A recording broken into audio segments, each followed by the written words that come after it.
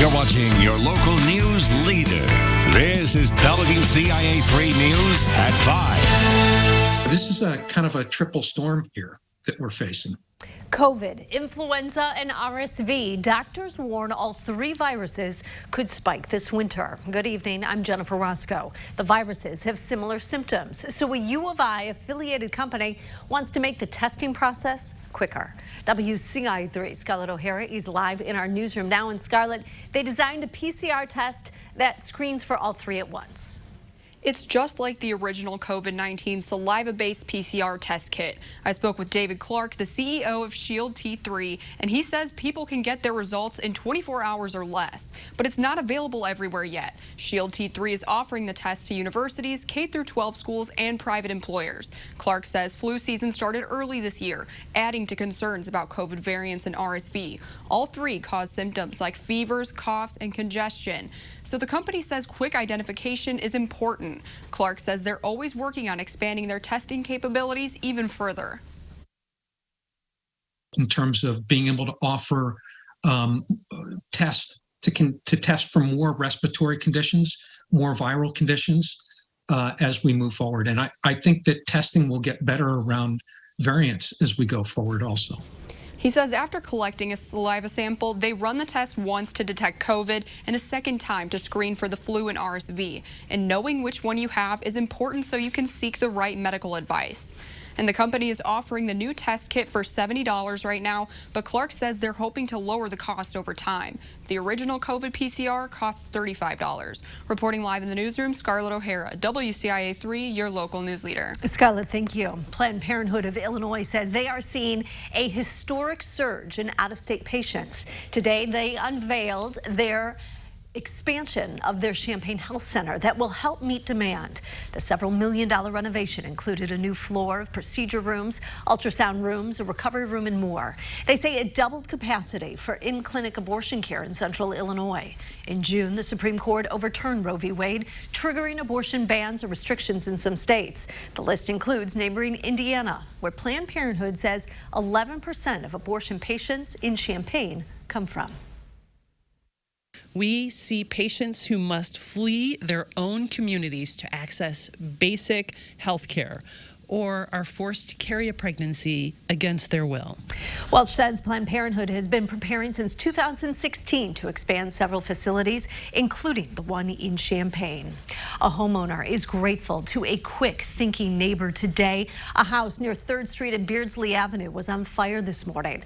Firefighters battled smoke and flames. They also saw the homeowner standing outside on crutches. A neighbor heard him yelling. That's when he jumped into action and helped the person get away from the house.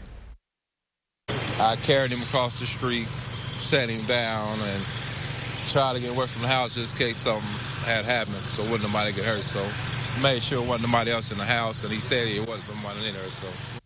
Officials say the attic suffered the most damage. No one was hurt. The cause of the fire is still under investigation.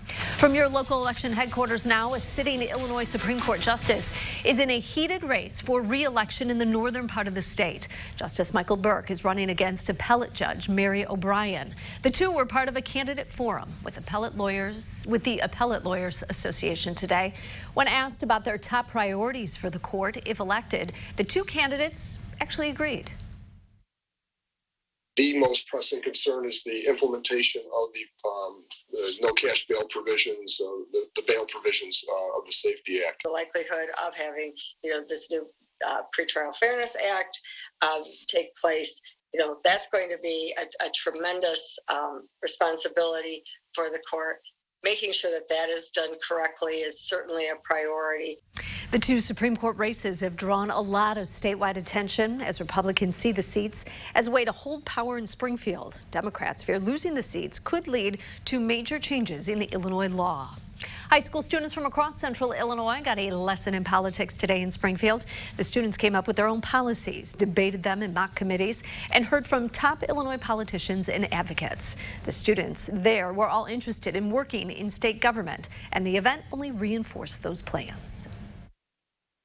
All the kids in here are brilliant. Just from hearing people talk, I can definitely tell that I'm in a room full of people who have great ideas, and then hearing from people who are such key players, it's really just a brewing ground to build a passion for state politics. Speakers included former Governor Jim Edgar and CEO of the Boys and Girls Club of Central Illinois, Tiffany Mathis. Here are some stories making national headlines today. We now know more about yesterday's school shooting in St. Louis, where a teacher and student died and 7 others were hurt. Police say the 19-year-old gunman graduated from the school last year.